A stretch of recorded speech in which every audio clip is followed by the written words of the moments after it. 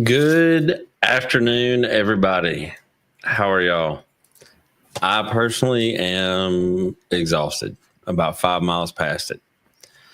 Tonight, we've got a show for you. Jeff, how are you? You're probably struggling more than I am. Yeah, I mean, I'm hanging in there. It was like 8 hours home this morning. There was 12 Then, hours yesterday from Texas to Tennessee, and then another 8 hours today. But that's all right. We're here. We yeah, are here. I drove from Texas home, then got up, did everything today, unloaded the trailer. I brought a ton, 2 tons literally of stuff back from Texas. So it was a great time. Um, Yeah. so we get a lot of people ask us about setting up for breeding, how they should treat their animals, what they should do, all that kind of stuff. So tonight, what we were going to do is I was going to get Jeff to talk about if he was to get into Gamefowl today, where would he start? What would his chicken yard look like? How would he set up his pens? Would he use pens? Would he use tie cords, fly pens? What would he do? So tonight we're gonna call this one starting from scratch with Gamefowl. And what would Jeff do? And I might toss in an opinion. Also, guys, to encourage y'all to ask questions and, pick our brains. I have this guy right here. Training dummy. This came all the way from the Philippines. So people that comment or whatever tonight, I'm going to do my best to make sure I put everybody's name into a randomizer, and we're going to spin. Then you're going to send me a private message with your shipping information, and I'm going to send this thing to you. How does that sound? How that work out good for you, Jeff? Yeah. I mean, I hand carried that. I hand carried them suckers all the way back from the Philippines, so that's a good deal for me. I think it's a great idea. But all right. So while we're chit chatting right now, let's see. We got Corey. He's here pretty regular from East Tennessee, and I got to be honest. Until recently, I think of Tennessee. I know people from Tennessee that live there, but they're just from Tennessee. But it's East Tennessee, it's Middle Tennessee. They tell you what part of Tennessee. And then if you look at it, Tennessee's a very wide state. I just drove it from end to end, so you don't have to tell me. Don't remind me. Yeah, that not is quite pretty end bad. to end. Sorry, I didn't do end to end. That is not a truthful statement. But I drove it to where they told you had to get off because I-40 was tore up because of the flooding earlier. And, yeah, so I got off at I-81. It was, I don't remember, mile marker 440 something or whatever. So I just did 400 miles of Tennessee. So it was a long day. It was a long day, but I'm glad it was on a Sunday and, wasn't a lot of traffic, through Memphis or Nashville. So it was pretty good. Yeah, on my way out to Texas, I came to a spot where it stopped 2.5 hours. And then I saw a big truck, like a F-350 with one of those amber colored arrows lit up. And it was sitting in the middle of the interstate. You had to get off and find your way through the backwoods. So, It was a thing, definitely. So, Jeff, if you were to start out with birds right now, what would you do? Would you order some hatching eggs? Would you talk to some No, people? And no, I got a handful of guys that, they have what I prefer, right? And we're not going to talk about religion and politics tonight. So, like, there's three or four guys that, I would go get a trio. I would yeah, make sure that they're a related trio, right? Like, you know, they're tight in the same line. So somebody who's already been doing like some inbreeding or line breeding and has worked hard on cleaning up the line. So, I like look, I'm a brother sister sucker type stuff. for, yeah, yeah, something, fairly close. Um, Okay. and I'm gonna get criticized for this, but a friend of mine, Frank Bradley, has some white roundheads that I absolutely love. Right, they're not the perfect bird, I get it, but you know what? I like them. You know what? We have what we like, so definitely be there. Um, I'd probably wait till you start mating and hatching those law grays that you got, and I'd get a trio of grays from you. Mm-hmm. Um, and I know where there's some good Kelsos. I'd probably hit up Dougie actually for some Kelsos down there, Dougie Childers, and Already in line. and yeah, I don't know where I'd go from there, but that would be like the first three families. As long as I know for sure where they came from, and not so much where they came from, but that they're from the same family, right? Right. So that I can go right into line breeding them or inbreeding them and see what kind of defects are hiding in there. But yeah, that's where I would start. So So that's kind of what I did. I got I got a pair of law grays, and I got a trio of little eds, which is an older line, predominantly in the southeast. The guy was known. He was huge, but everybody called him Little Ed. And he had those birds are a McLean Hatch cross that I can personally say they are good with whatever you tie on them. I've hatched off quite a few from that trio, and I don't know how are they closely. coming? Yeah, they come in clean. I mean, do they look uniform? I got lucky. I got to stop at a few yards on my way to, on my way to Kentucky, and I saw some really uniform, you know, out on the yard. What I saw had some outstanding uniformity to it. So, the Like, breeding's coming fairly clean. You're not seeing a yeah. lot of weird stuff coming out of it. So I have hatched three different generations off of those birds.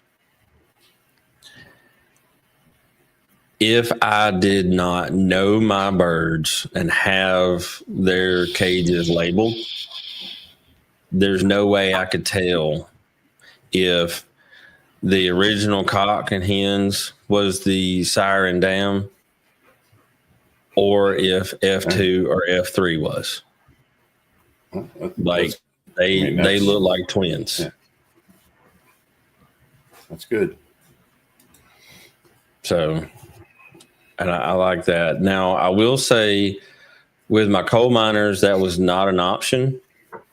So I did order a dozen hatching eggs. So I got a little of all that. I had a very in-depth conversation with Richard Kelly about what I was looking for and what I was doing.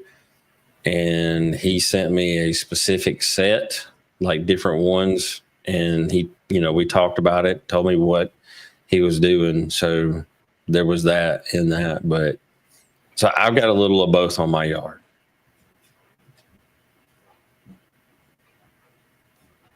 Well, at least you have something to start with, right? And look forward. So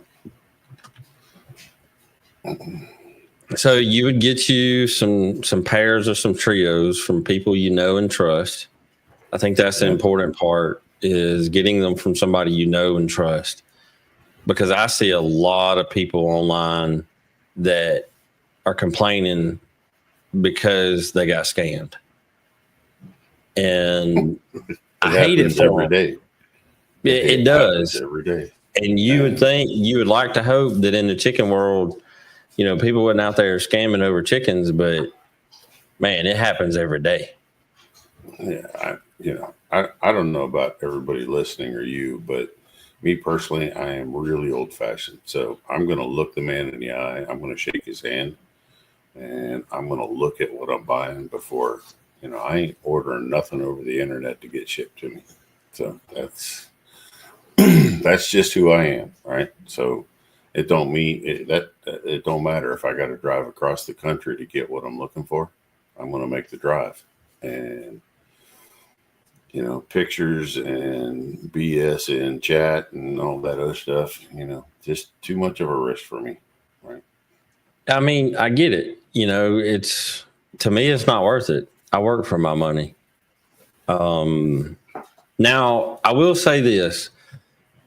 Let's say if I came to your place and I bought a trio and something happened and I needed another bird.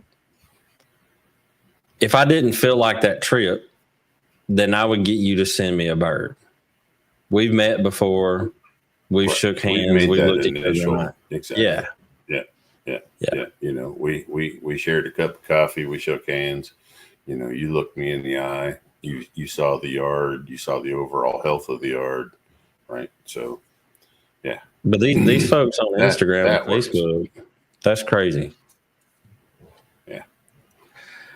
So you need to have a personal relationship. So Jesse says he's got a buddy that uses goat minerals in his pen once a month. Is there any benefit to that? I have no idea what's in his feed or what kind of feed he's feeding. If he's feeding like cheap Gamefowl feed, 14, 16%, down the road crap. Yeah, probably.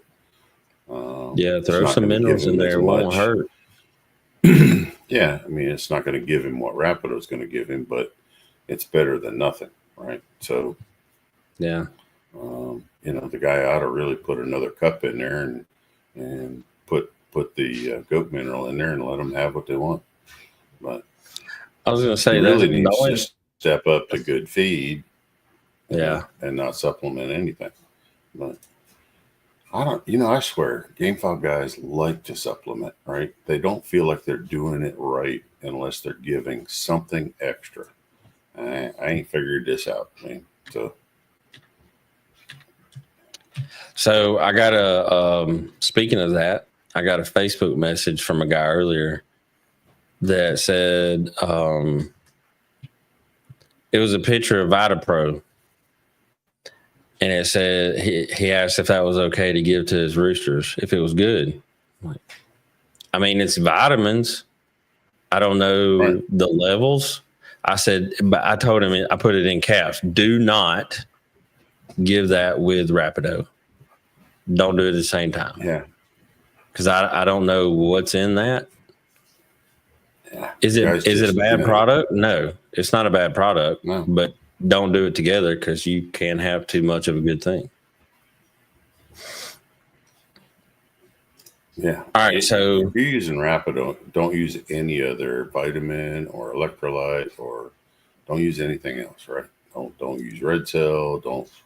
Right. Because I don't want anybody messaging me that their bird's gone crazy and died of a heart attack, because I don't know what, I know what's in Rapido because I made it.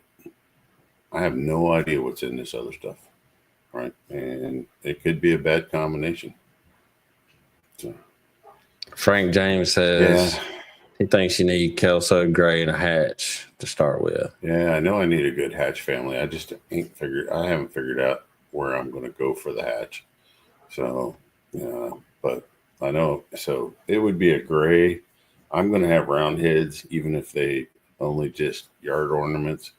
I need grays, need kelso, I'm going to have round heads, and I just got to find, good kelso somewhere. And they're out there. I know So a couple guys. I'm gonna go back to this real quick. I one of the kids named my McLean hatch, my little Ed. They named the OG Tyrell, the first one.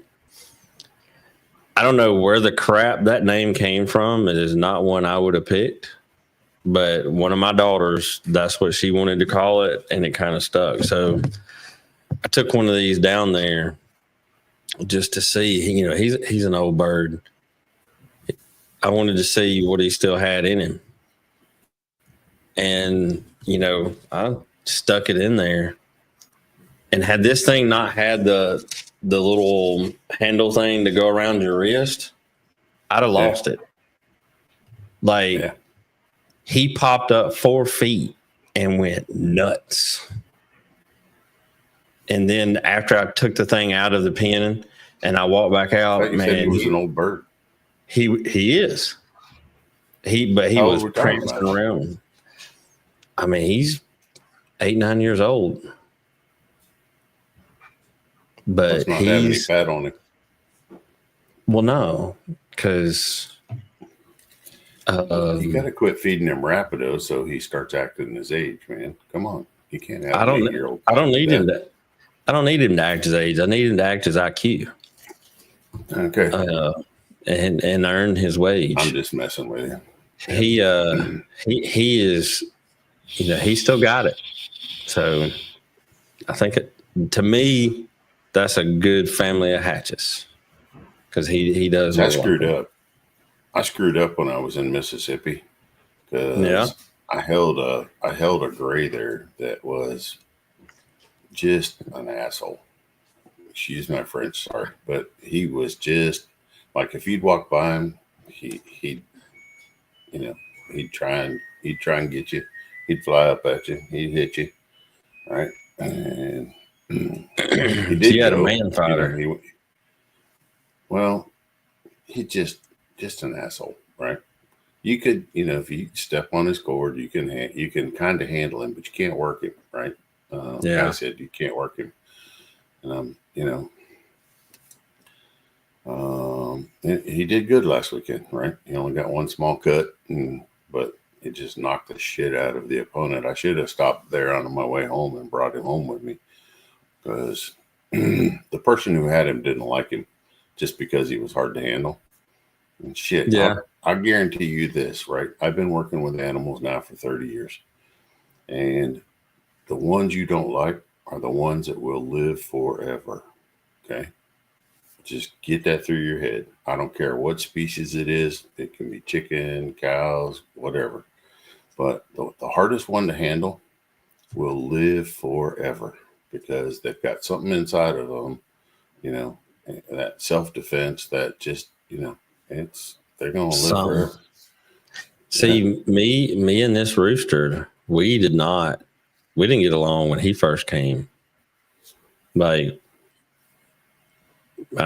tried to kill me, but I really think that's because the first time when I picked one of the hens up out of the cage when I brought her home, I held her by her feet and she got really pissed. And I think he remembers that. He remembers me messing with his woman. Yeah. All right. So you got you a trio. Right. You got you a trio. Yep. And you're going to 3 trios. Breed your 3 you got 3 trios and you're breeding generations to make sure you're hatching out everything at this point, right? Right. Everything, every egg you're hatching it out to see what comes out. If you're starting small like that with just a small number of birds, you got to hatch everything. Well, now hold on a second. You kind of caught me there. you don't hatch everything, right? You weigh the egg, and I don't want an egg that's too small, and I don't want an egg that's too big, right? I'm looking Right. for like a 55-gram egg. Okay. So I want only the eggs that are in the large, extra large category. And that's going to cut down on my total number of defects at hatch, right? So Yep. if I'm, the little eggs and the eggs that are too big, for sure, I'm not going to hatch them, right? And first year out, I'm going to hen hatch, more than likely. I don't know if I'll get an incubator out of the gate. I probably hen hatch, but even if that means, I'm going to check under there and any oddball size eggs, and you don't really get that many oddball size eggs from if they're being fed right consistently, right? Good feed, controlled amount, you're going to get the right size egg. Okay. If the hen's getting too much feed, you're going to get jumbo eggs. You're going to get eggs that are too big. If she's not eating enough or the feed's deficient in protein, you're going to get small eggs, right? So, Right. I'm going to make sure that the nutrition is right. But I'm only going to hatch large, extra large eggs. I'm not going to go outside that range because you're just not going to have good chick vigor. You're going to have more, why spend the electricity or why spend the time? They're just not going to be good, right? It ain't going to happen. So anyway, starting out of the gate, if I don't have an incubator, I'm going to probably hen hatch, but I am going to select eggs, the right eggs, and make sure she's not sitting on any oddball stuff. Yeah, I think the first go around, just to build up stock, I'd probably I might do 2 hatches, but I would do hen hatches, let her sit on about 12 eggs, 12, maybe 14. But, game hens are pretty small. I don't know if she can sit much more than 12. It's rare to see them hatch much more than 12, but it's possible. But it's just, she's got to be an excellent hen, right, to do that. So while we were in Texas, the guy that I have that looks after my flock, he says, "Hey, you got some babies." I said, "What?" He said, "Yeah, you got some babies." I said, "I don't have any. Ain't no hens sitting on no eggs. It's too cold for that." He said, "They're here. I hear them. I was just calling to let you know that I opened one of your bags of starter and I put a bowl in there to feed them with it." I was like, Why? I mean, I didn't know I didn't know I had a hen sitting on a clutch of eggs. But I can say that the ones that survive will definitely have vigor because the only heat that they have is mama. So, yeah.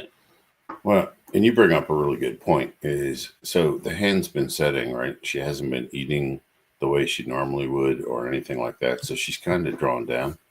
And if I wanted to get her back into laying eggs sooner, if you're doing a hen hatch as soon as those chicks hatch, then I want to be feeding her starter feed with the higher protein and rebuild her body, get her recycled so she'll start laying eggs again once you take those chicks off of her. So a lot of guys don't do that, and they keep feeding her layer pellets, and it's like, no, wrong thing, guys. We got to rebuild that body. So that's a good time to be feeding either your 18 conditioner or, a 21 chick starter or something like that. Get her rebuilt and get her back in shape. But anyway, I told him to leave. Don't take anything out of there, and put one of the bowls. I've got some of those. I think they're made out of recycled tires. The bowls that you can get like at Tractor Supply or whatever that are virtually indestructible. I mean, a pig probably can tear them up, but that's about it. And I told him to get some of those. You know, we were having to use that for water in some of the pens because I was in one of the lower areas. It was getting too cold at night and everything was freezing up. So we had to use some of those for that. And I was like, you know, put it in there and yeah, feed all of them that. So works out. So you got you some birds, got you 3 different trios from 3 different kinds. Why? Why do you need 3 different breeds of birds? Well, you're actually going to need 4, right? So, you know, like I said, I got to find a line of Kelsos somewhere to put in there, or hatch. You know, you got to have hatch, gray, Kelso, and me personally, I like a roundhead. Okay, so you know, once you hatch those out and you see, you know, once you know that they're coming fairly true, right? Not a lot of defects, not a lot of weird stuff, right? Then you can, you know, can continue to build that family. But you know, somewhere down the road, if you're going to put them to work, you're going to have to cross them, right? You don't have to, but at some point you're going to want that hybrid vigor. Okay. And of course, that's a terminal cross, right? You never breed them. They never, ever go on a hen, right? You know, they got a one-way ticket, right? See how they perform, you know, and, you know, figure out what you did right and figure out what you did wrong and adjust from there. But you have to maintain your families, right? So once you have your lines, you need to maintain them separately, right? And you need to keep working on those lines continuously, right? But, you know, somewhere along the line, you're going to, depending on where you're going to go to show, depending on what you're going to do with them, you're going to end up crossing them at some point, probably a couple years down the road. You're not going to cross them right out of the gate because you don't know what you have. Okay. You can't, you know, like I'm not going to put the Kelso on the hatch right the day I bring them home. I mean, I could, but you know, I don't even really know what I've got until I've at least You're not going to know. Yeah, I don't really know what I've got until, you know, until I breed them and see what comes out on that first go round, right? And then you go from there, and then you're selecting pullets. You know, you're selecting the best pullets based on body conformation, station, you know, attitude, personality is a really big thing, you know, and moving forward, right? I was hatching some out and I had a hen or a pullet. She was probably 6 weeks old. And every time I would open the brooder, you know, this one particular hen, she would always get between me and the other chicks. Now, she never tried to like attack me or, you know, nothing crazy like that. She would just try to, you know, she was, I guess, kind of being motherly as a chick. And so I toe punched her. And when she got a little bigger, she has the only green leg band of any pullet or hen that I have on my yard. And she has thrown some really, really nice birds that I've been able to hatch out off of her. That was a trait to me that stuck out. You know, it stuck out in the brooder, and as she got older and to grow out, you know, she had a lot of, she was one that, you know, you feel them and you just, that's that bird. And she was actually the 3rd generation that I hatched off of that, the little Eds that I got, the Hatch McLean Cross. So that was something that I saw, and it's worked out good. Anytime you see a hen kind of doing a standoff, even as a pullet when they're young like that, that Mm-hmm. is a trait or a characteristic. That's a mental characteristic that you want to keep, right? Yeah. Because when she's a mama, when she's a hen and she hatches, she's going to protect those chicks from Mm-hmm. everything, right? You, other birds on the yard, right? That's a trait you really want to keep.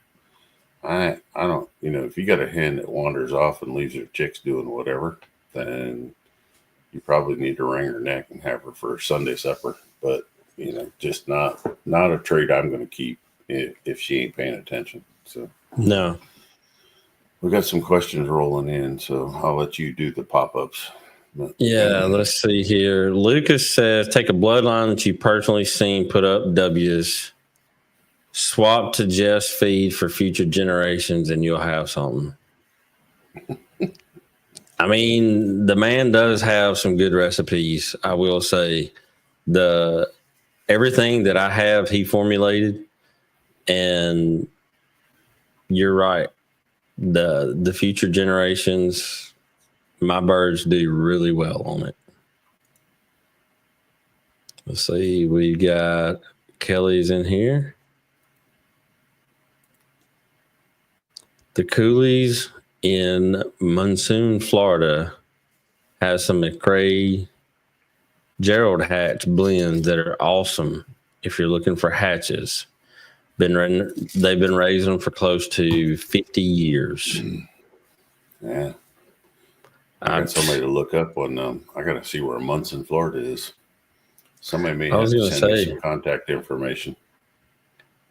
Yeah, because raising a family for 50 years, that's pretty tight. And you'll definitely have some confirmation out of that.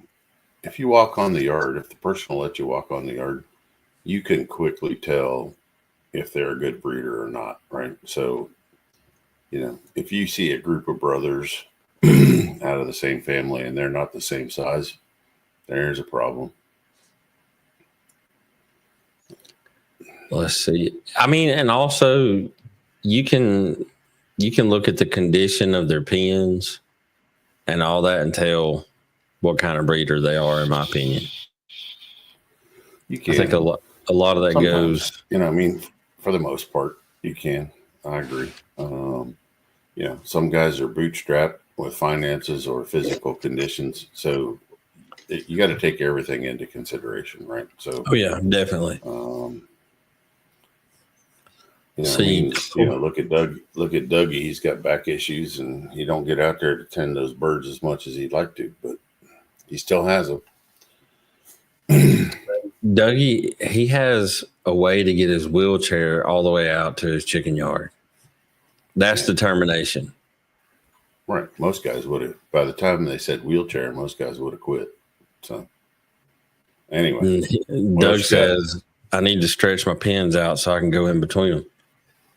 Corey says they started out with a claret, some racy mugs, some grays. Not sure what line on the grays, but they're good. That's 3 exclamations right there. Still have them all to this day, and they've done it really well. So I haven't been around a lot of mugs or clarets, so I can't.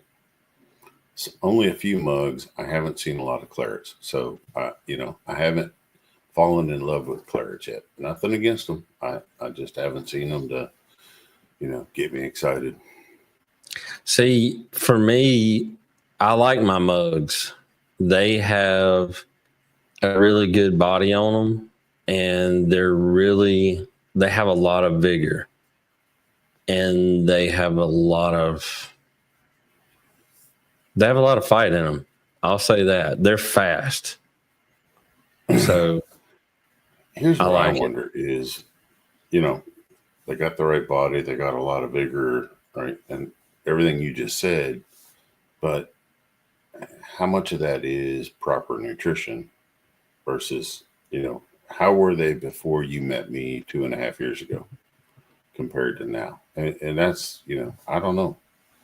I'm just saying, I have no doubt that your mugs are good line of birds. What I'm saying is, without the right without the right nutrition going into them and the right environment.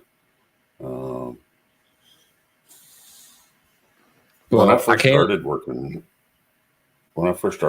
in Gamefowl, way back with Kenny and Frank on the Breeder Academy show, I really, really, really wanted to get somebody's junk birds that they were going to just knock in the head and get rid of. Yeah. And put them on like some superior feed and see what I could make out of them after about 2 or 3 generations. Because I'm that much of a believer that the feed is just as important as the breeding, 100%. And, I think I could take some junk birds and turn them into something after a couple generations. But that's just me. I'm going to probably do it anyway, just to prove it to myself. So, I mean, I think you can. Anyway. Yeah. Frank says he's got a question about hatching eggs. They had a nasty snowstorm down here last week, down into the teens. Had 3 eggs in a nest box. They didn't freeze, but they got awful cold. I think he's wanting to know between Texas and Florida. Yeah, I think he's wanting to know if he should try to incubate them or let her hatch them or not. If they didn't freeze, I'd let her hatch them. I'd let them go. Because I'm hearing stories about people who put eggs in a refrigerator like you for table eggs and still had them hatch. But, I mean, there's a whole Facebook group dedicated to people that hatch from grocery stores. Yeah. Like they'll buy the cage free or whatever eggs and try to hatch them out. And from the articles, a lot of the things I read, a lot of people can get 1 or 2 out of a dozen. So, I mean, it seems like why they would. Yeah, but why would they want to? Right? I mean, I don't know. Commercial birds are terminal crosses. I mean, they just, you ain't going to get anything worthwhile out of them. But I guess it's just for the challenge. But think about how many people buy Heinz 57. Yeah, I guess that's what you're doing when you hatch one. But right, hey, people love. I would go ahead and let her sit on them. I think I have a gut feeling they're going to hatch, but that's. Kiku says a real intelligent and productive hen goes a long ways in selecting for a brood hen. And it really does. Let's see, Lloyd says, Jeff, how many backups do you need for each brood cock and hen? I know my answer, but he ain't asking me. I know.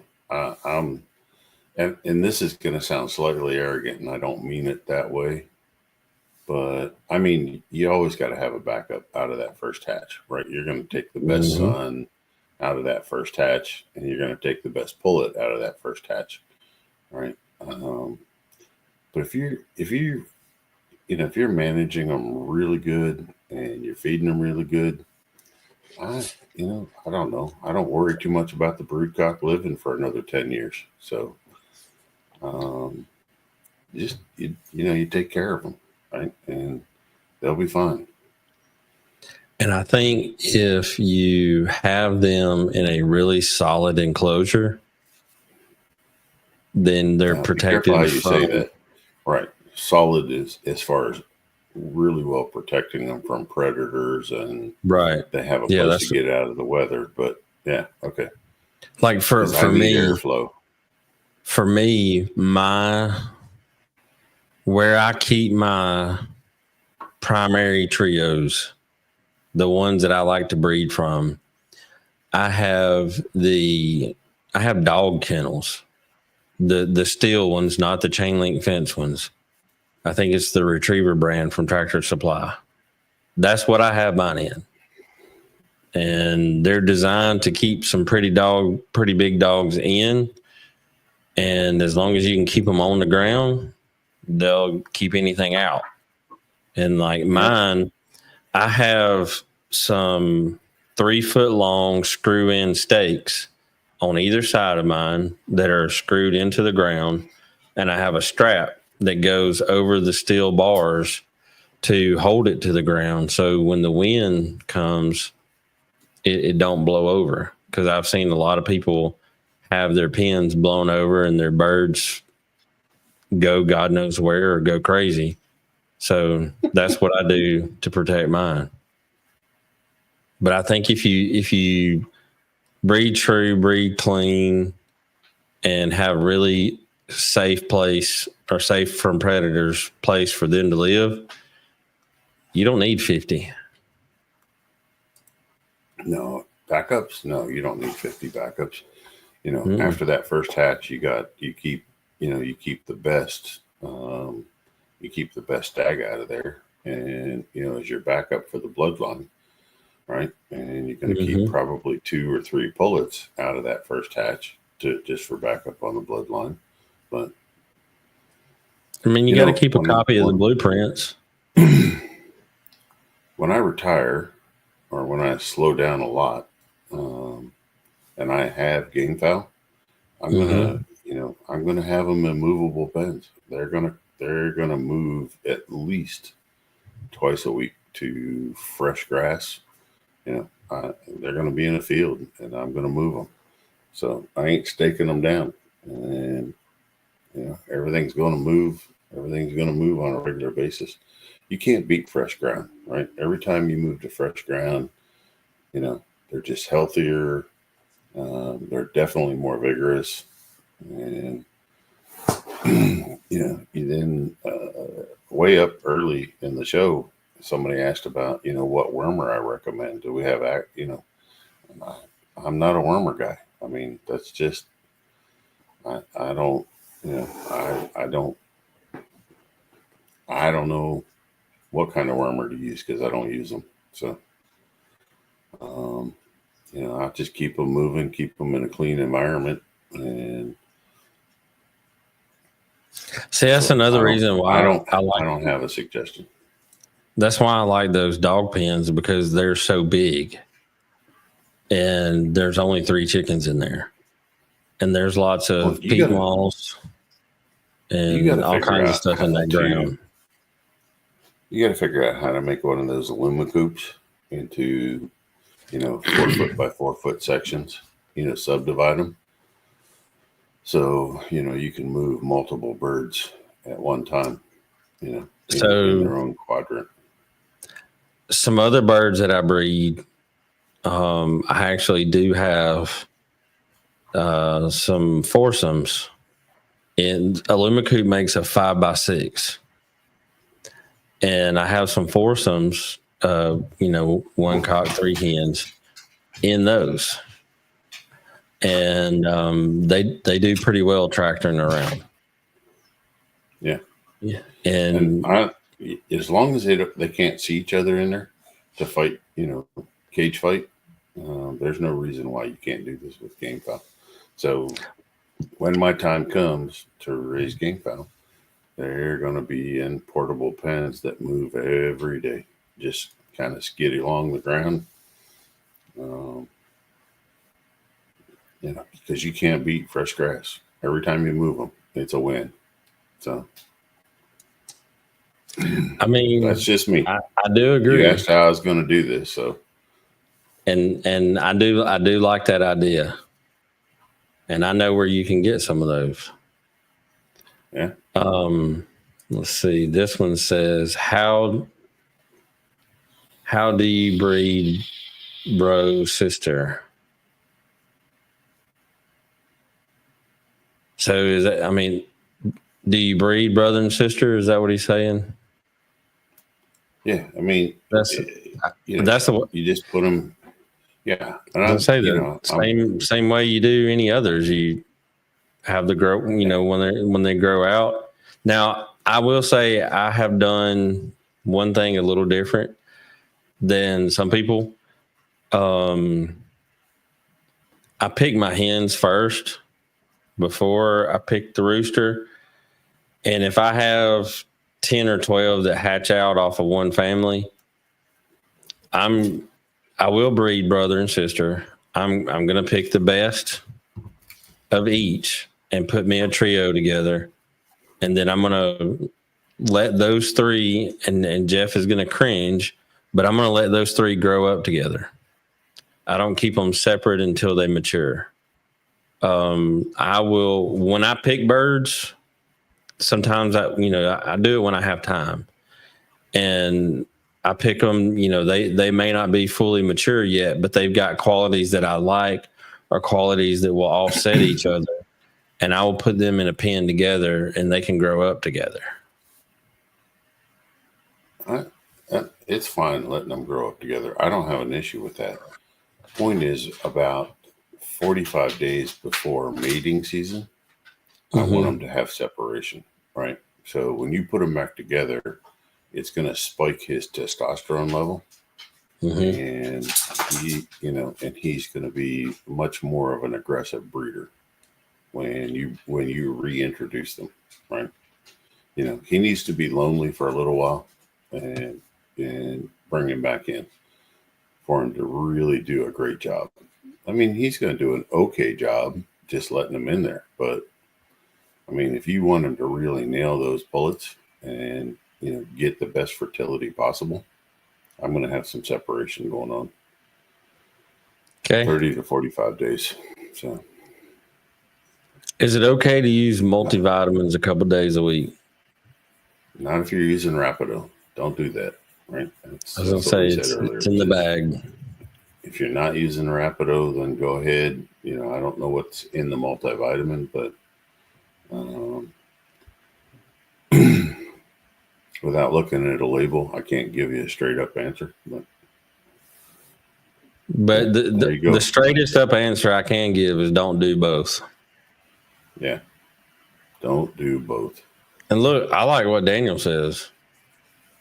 He uses good feeds and culls without remorse. Yeah, he does. Let's see. I have a gentleman out here in Oklahoma. I have some nice Walter Hall mugs. Hall mugs. Don't know that he crosses with the McLeans.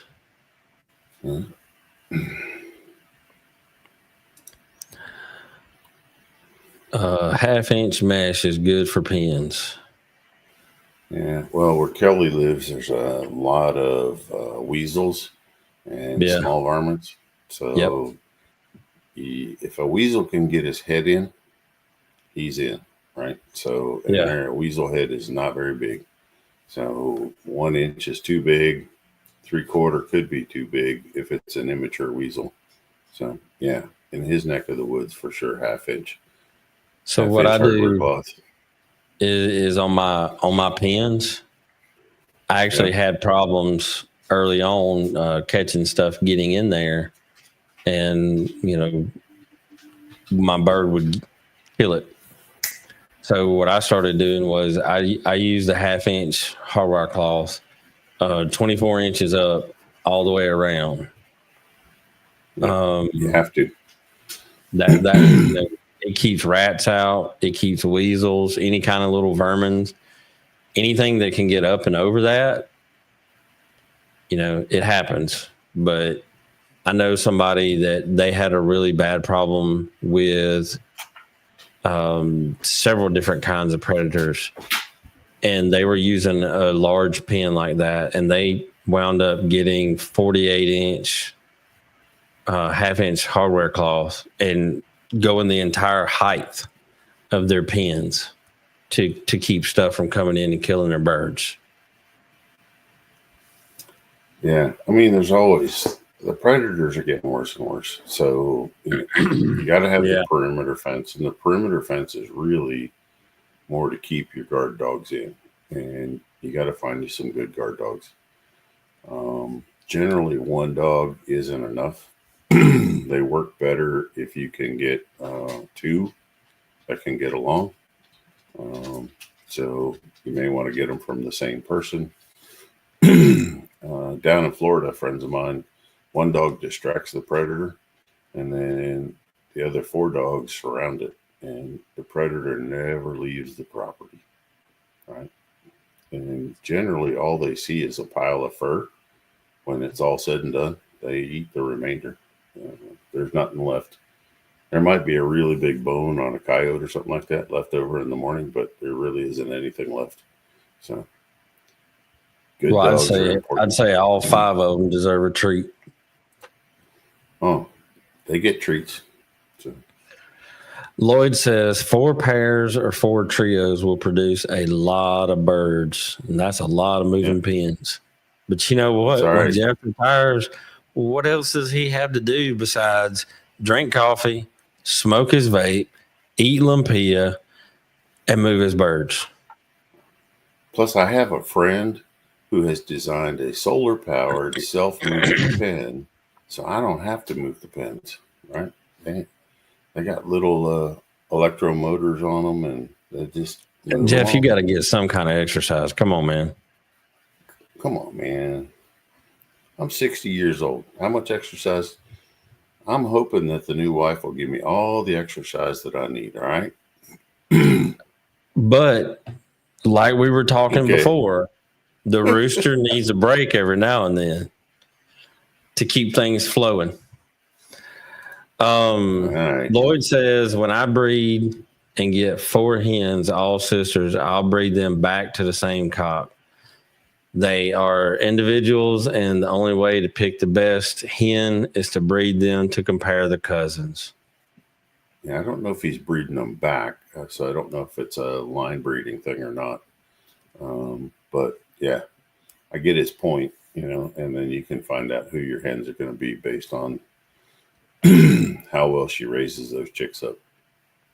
Yeah, and I have had one hen that she I caught her actually pecking eggs, and well, she was a tasty old girl. Yep. Yep. You got to break the habit. Let's see. Yeah. Frank's got to get him some. Ooh, You got to get you dang. some electric fence, Frank. So, Yeah, you and string a there, couple strands of electric fence, and you put some peanut butter on it every now and then, and that'll usually do the job. Especially if it's going to be like a damp, rainy night. Yeah, yeah. and just Oh, put a bunch of peanut butter on that fence, and yeah, about the lick, time a lick, wet lick tongue. that hot Oh wire. yeah, Mm. yes sir. Now it may not like really hurt them, but I guarantee you they're not going to forget it. And I If use you ain't got, the synthetic yeah, yellow hot wire that's got like that synthetic rope, and it's got the wire woven in it. yeah, I use that around the wire. mine so they can see it. I don't care if they see it or not, but most predators like raccoons, believe it or not, most predators like peanut butter. So Mm-hmm. periodically, you hang a little peanut butter on the fence where you suspect they're coming in, and yeah, especially if there's any ground moisture. Get some every Make sure you time. got plenty of. Look, don't go cheap on your grounding rods, especially if you're in drier climate. 3 is a minimum, 2 10s and an 8. You're better off if you go with 5, 3 10s and 2 8s, and you interlink them, right? And so the drier your soil or the drier your climate, the more grounding rods you need. Okay? Now you're talking So about a delta. just, just light them up, Dude, right? in Alabama, using 2 is actually minimum requirement on a house for some useless knowledge. Yeah. Would putting an electric fence wire in the bottom from the perimeter fence be worth it? Yeah, absolutely. Absolutely. Now, look, guys, when you're talking bear and things like that, you got to have some pretty serious voltage. So for most predator, 6,000 volts on the fence is enough. You need to crank that up closer to 10, if you're going to try and stop something like a bear, wild pigs, something like that. But look, the peanut butter on the fence really does work, okay? Because they can't help but lick the peanut butter. And, once they get a taste of it, pun intended, once they get a taste of that hot wire, it'll be a long time before they're back. Now, fox and coyote are just going to jump over. I don't know if they'll lick the fence or not, but it works really good for raccoon, possum, skunk, bear. So, about 6 inches off the ground works good for raccoons. Yeah. And yeah. So Corey says before Jeff and Rapido plus switching to a good feed, there is no telling how many good birds I called and money I wasted on crap feed. I'm right there with you. You know, I mean, I'll say this: before I learned anything about nutrition, never in my life could I see myself paying $28 for a bag of feed. That just sounded totally ignorant to me. But now, well, you order you a few tons of it, that give you a little bit of a break. And you feed 25% less or more, almost 30% less than you used to feed. I'm going to say closer to 30. Yeah. Well, you were feeding 4 ounces before. Now you're down to 2.5 to 3. Right? Yeah. I mean, like I don't exact measure it, but depending on whether it's flat or heaping or whatever, it's anywhere between 2.5 to 3 on the scale. As long as you don't say Vienna sausage can or potted meat can, we can still be friends. But when that comes out of your mouth, we're done. I'm leaving you. Okay, you're on your own. So when my wife caught me, I would blame the little measuring cup scoops. Yeah. Well, I had one of those, and apparently the one that I took was one that she needed pretty frequently, and I did not want to own up to taking it. So I was like, I guess one of the kids accidentally threw it away. I don't know. Come on, and she just looked at me. Buy a new set. I ordered her 2 new sets. That way I had me an extra. Okay. Kelly says 5-wire, 2-foot high, 6-volt solar will stop a bear. Okay, 2 feet high. Ooh, 6 volts. 6 volts could be pretty nasty because it will look for a ground.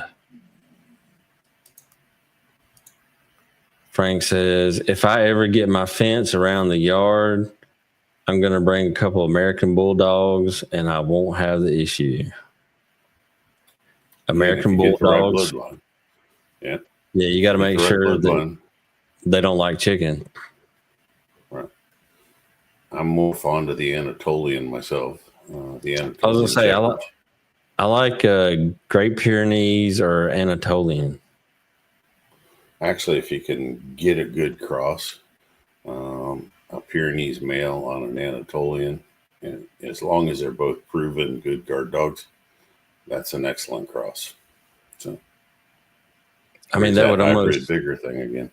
That would be the size of a small bear, right? But they won't back down. So, looking to see if we got some more questions. About out of time. What else did you want to? We are at an hour, so we don't want to. All right, so let's do this. Spin your wheel. You got everybody in there. I checked, and that is all of the questions. So, well, that didn't quite work out, right? That didn't either. Boom, here we go. All right, I've got everybody that I saw's name here. So let's see what happens.